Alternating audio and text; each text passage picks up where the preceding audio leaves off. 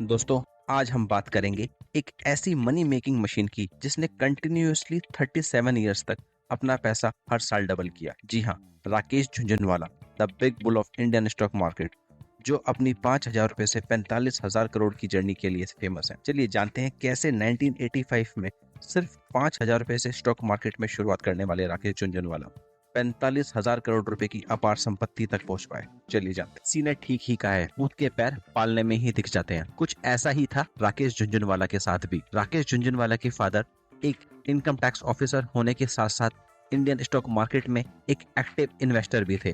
तो क्या था, जब कभी भी राकेश के फादर अपने फ्रेंड्स के साथ इन्वेस्टमेंट्स की डिस्कशन करते, राकेश झुंझुनवाला वो सभी बड़े ध्यान से सुनते और जानते कैसे मार्केट में इन्वेस्ट करते हैं। राकेश अपनी सीए की पढ़ाई कंप्लीट करते ही अपने फादर के पास पहुंचे और उन्हें बताया कि वो इंडियन स्टॉक मार्केट में अपना career as a investor start करना चाहते हैं।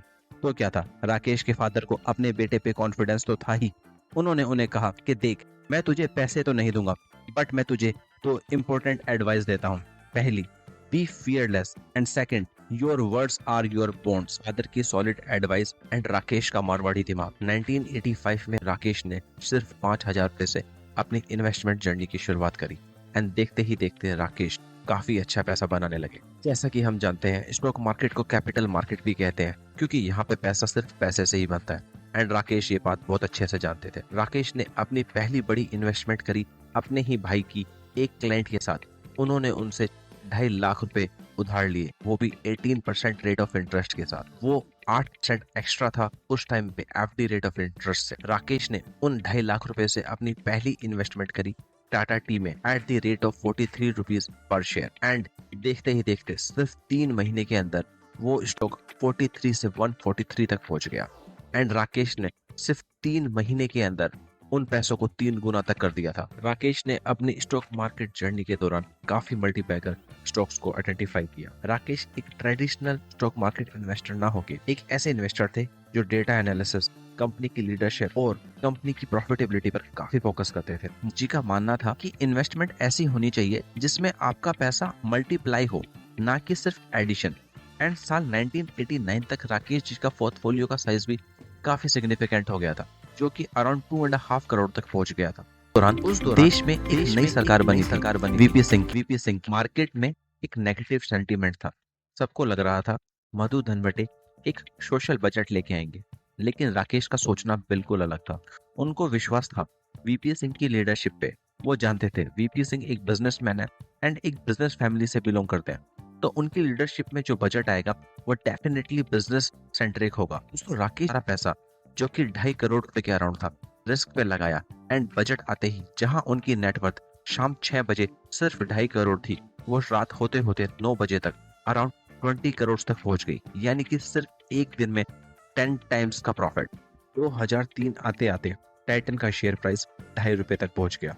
पर राकेश जी की नजर थी लो पीई रेशो पर एंड वो जानते थे कंपनी की बैलेंस शीट में प्रॉफिटेबिलिटी भी है एंड कंपनी इस वक्त ऑर्गेनाइजेशन रिस्ट्रक्चरिंग से भी गुजर रही थी एंड टाइटन का नया प्रोडक्ट जो तनिष्क ज्वेलरी के नाम से भी जाना जाता है उसी टाइम पे लॉन्च हुआ था। राकेश जी को समझ आ गया था कि इस दौरान राकेश जी ने टाइटन के शेयर्स काफी एग्रेसिवली उन्होंने शेयर्स को 2.5 रुपए से खरीदना स्टार्ट और कंटिन्यूसली शेयर्स को बाय करते रहे। आज राकेश जी के पास अराउंड 4.5 करोड़ टाइटन के शेयर्स है, जिनकी मार्केट वैल्यू अराउंड 15,000 करोड़ है। दोस्तों, ये 21 साल में 1000 गुना से भी ज्यादा का रिटर्न था। राकेश जी मार्केट कैप को एनालाइज करने में काफी अच्छे थे और उसका सबसे बड़ा एग्जांपल है क्रिसिल की ग्रोथ स्टोरी। इंडिया में एक बॉन्ड रेटिंग एजेंसी की जरूरत थी एंड तब क्रिसिल एक काफी बड़ा नाम था। राकेश जी ने क्रिसिल के अंदर हेविली इन्वेस्ट किया और इस कंपनी ने उनको इतना प्रॉफिट करके दिया जो अराउंड 13,000 करोड़ के बराबर है। एक समय तो ऐसा था जब क्रिसिल उनको लगातार 100 दिन तक अराउंड 2.7 करोड़ रुपए कमा के दे रहा था। दोस्तों, राकेश जी की ग्रोथ स्टोरी में कुछ और नाम भी हैं, जैसे कि ल्यूपिन एंड एस्कॉर्ट। दोस्तों, जहां राकेश झुंझुनवाला ने हजारों करोड़ रुपए कमाए, वही उनकी कुछ इन्वेस्टमेंट में उन्होंने लॉस भी देखा, जैसे कि उनकी इन्वेस्टमेंट इन डीएचएफएल। डीएफएचएल में राकेश जी को अराउंड 178 करोड़ का नुकसान हुआ। राकेश जी का मानना था कंपनी की अगर मैनेजमेंट ठीक नहीं तो उसके अंदर आप कभी पैसा नहीं बना सकते। यही बात है डीएचएफएल के साथ भी थी। डीएचएफएल की खराब मैनेजमेंट एंड रॉन्ग इंटेंशंस की वजह से कंपनी पूरी तरह बर्बाद हो गई एंड राकेश जी को अराउंड 178 करोड़ का नुकसान हुआ। दोस्तों, राकेश जी की इन्वेस्टमेंट जर्नी से हमें बहुत कुछ सीखने को मिलता है। उसमें से सबसे जरूरी पॉइंट है always have sharp eyes on new opportunities. Second, company का मैनेजमेंट कंपनी की प्रॉफिटेबिलिटी जितना ही जरूरी है। थर्ड, कंपनी की बैलेंस शीट के अंदर कैश फ्लो एक मेजर रोल प्ले करता है। फोर्थ, कंपनी का मैनेजमेंट का विजन हमेशा ग्रोथ सेंट्रिक होना चाहिए।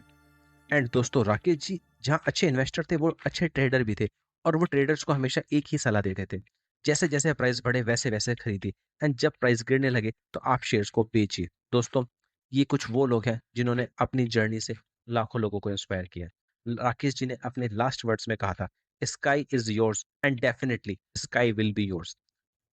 दोस्तों, keep investing. Thank you so much for watching market in shorts.